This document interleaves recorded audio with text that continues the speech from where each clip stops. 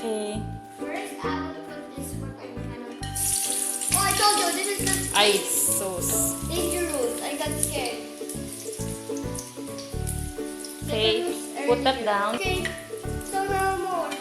Can I do it?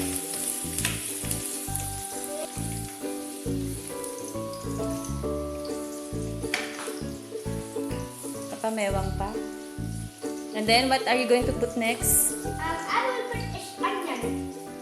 Onion. Put the onions. I will be nervous. And then I'll put this one.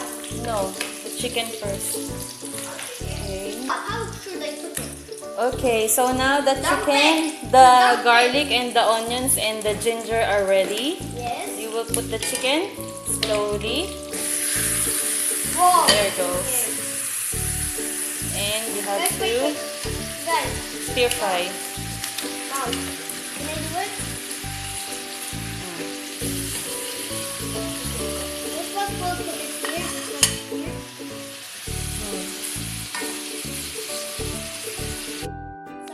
So now the chicken's ready. Yes. So you're gonna put some water. Yes, I will. Good. And you stir. I want to steer meat. Stir. Carefully.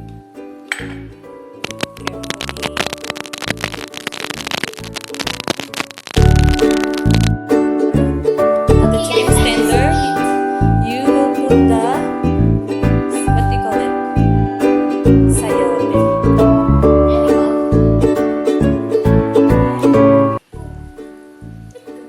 Don't drop it like that. Dahan-dahan. Because there's actually a jumping one, so you can see it look like boiling. That's why I always got like this. Hey, that's my job. Slide it down. Mami, ako na po yung gagawa dyan. Mami, ako na nga.